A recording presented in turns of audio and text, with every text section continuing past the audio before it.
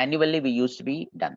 But here, avoiding this manual intervention, we are completely connecting to your getting the code from your source code management at regular intervals of time using the continuous integration server like Jenkins.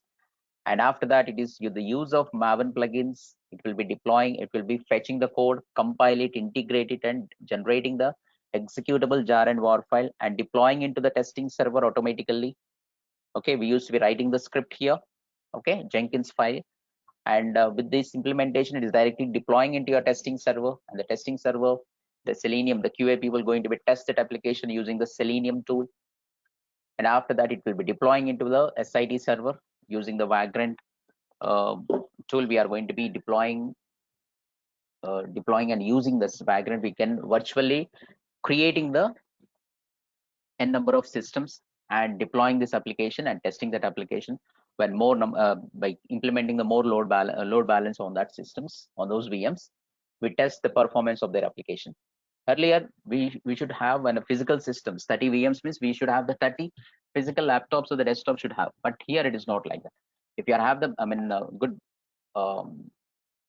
configuration, have a good memory, RAM memory is there, and if you have the good hardware is there, then you can virtual systems 30 VMs we can creating in your using your VMware and hypervisor software and Oracle VirtualBox. We have in that VMs we are creating and installing that application and test that application. Like that, we are implementing in the number of systems. If you want to implement in the deploying the application into the number of systems, we are using the configuration management tools like Chef, Ansible, and the Puppet.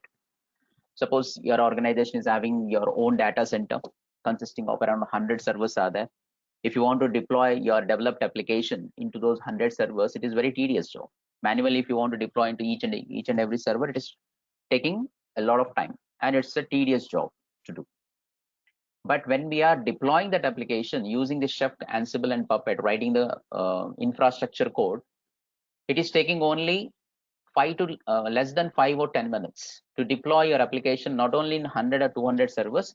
It will be taking you can deploy that application into 1,000 servers also. It will be taking not more than 5 or 10 minutes. So it depends upon the bandwidth, you can deploy that application, which makes your work easier. So this kind of an approach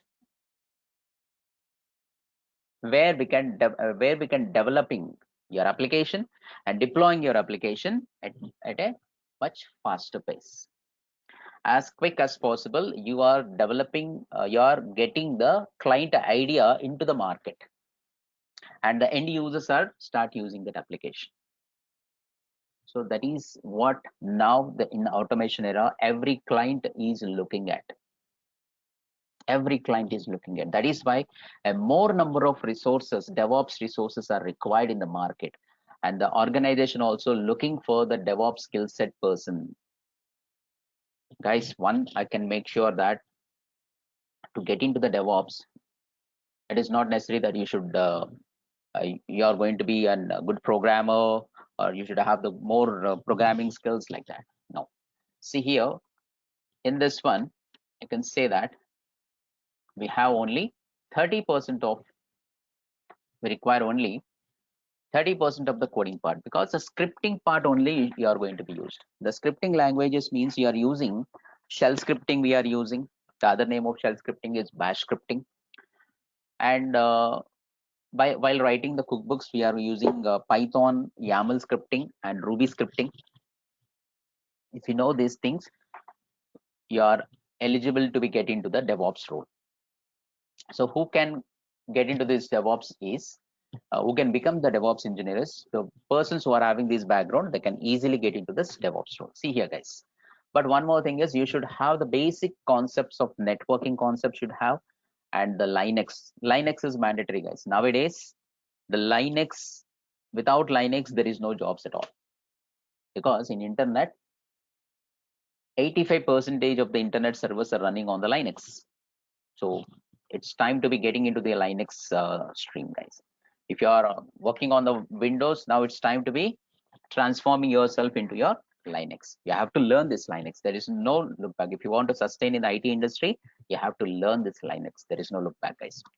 And after that, the middleware administrators, these people also can get into this DevOps role. They can transform from their existing role to into DevOps role. So WebLogic admins and database administrators like IBM DB2 and MS SQL person, Oracle DBA person, system administrators like Red Hat, Ubuntu, Solaris admin, and Citrix administrators, VMware.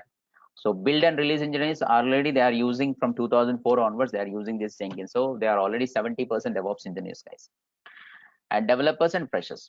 But freshers, they'll have a little chances to be getting into the DevOps because um, only 10% to 15% they have the chances to be get for the freshers to be getting into the DevOps role. Because few organizations they will be recruiting the persons, they're recruiting the freshers also. They will give the training, but in such cases only you are going to be getting this freshers. For the freshers they are going to be getting. For the developers mostly they are not interested to be getting into this DevOps role. Only the person who are passionate about towards the deployment of your application, towards the maintenance of your infrastructure, so those people they can transforming themselves from the development environment. Because the developers who are having the I mean 2 years or 3 years of experience, they are interested to be getting into the DevOps. Why? Because the Java developers nowadays, see what happened, even though they are having around 9 or 10 years of experience, they're not getting the good packages. There are 10 or 11 lakhs packages they're getting. But when you have DevOps engineer role, DevOps manager, if you have become, so what happens is you'll be getting the package. There is no limit, guys. Even if you have the couple of years, 2 years or 3 years of experience, you'll be the DevOps engineer is getting the package around 10 to 15 lakhs of package. Think about if you have the 5 years of real-time experience, if you are having, you'll be getting the package more than 30 lakhs package. I'm talking about in India and that too in Hyderabad. Okay, so this kind of an opportunities outside are there, good packages are there. So for the as per, I can give you the I mean guarantee that for the next 8 to 10 years there is no look back for these three methodologies. Like one is cloud computing, whether it is an AWS or a stack, OpenStack or Azure, Google Private Cloud, or next one is your DevOps, and next one is data science. So these three methodologies are ruling the market for the next 8 to 10 years. So if you want to change your current role to transforming from your current role to the some next level role, you have to learn these DevOps tools, guys. In the real time, in the real time, you might be asking the question like, sir, if I want to these many tools we have to be learned. No, you have to learn. You should have the idea. But thing is, in the real time, you're going to be working only on one or maximum two tools, not more than that. Either you're working on the Jenkins with GitHub, or you're working on the Chef, or you're working on the Ansible, or you're working on the Docker or the Kubernetes. So either of the two. So if you want to get into the market, so Kubernetes is having a hotcake in the market. If you have that skill set, they will grab you. And Jenkins, initially, if you are having the 2+ years, if you're 2 to 3 years of experience, initially you are going to be working only on the Jenkins. Once you are comfortable and understanding overall the infrastructure in your organization, then you will be getting into there. Slowly they can give an access to work with your bigger servers, like in working with the data centers, internal data centers what we have. So you are allowed to be working in Chef, Ansible, and the Docker. But if you 2 to 3 years of experience, you just focus more on Jenkins, you'll be easily grab your job. And in this one, 70% the configuration part will be their administration part, and 30% will be your coding part. See, as all you people might you have come across, you have completed your BTech or BE, right, or MBA, something like that. So you can easily learn this scripting language. I can teach you from the basics, because I have an experience of teaching the guys who are already working professionals, and those people who are coming from the non-technical background also. They have trained under me. Now they are working as a DevOps engineers in some good MNC companies. Okay, that is why no need to be worried about that one. So I'll take care of it. I'll make sure that after completion of my course, I'll make sure that you'll be your confidence will be boosted up and you can face an interview confidently. And for each and every tool, I'm going to be teach you from the basics, giving you the notes, as well as The video sessions also I'm going to be sharing with you, and for every tool I'm going to be giving you the interview questions relevant to the tool. So by the time you have completed the course, you'll be ready with the 30 to 40 questions, which is asking in the market. So that boost up your confidence. Okay, and this mainly these persons, they can be getting into your administration role. That is getting into the DevOps engineer role, right, guys? And regarding the certifications, I will explain you once our course has been started, and I'm going to be teaching you. Um, let me show you here. In our course, I'm going to be cover you from the what are the topics I'm going to be cover you. I'll let you know. So here in the project management,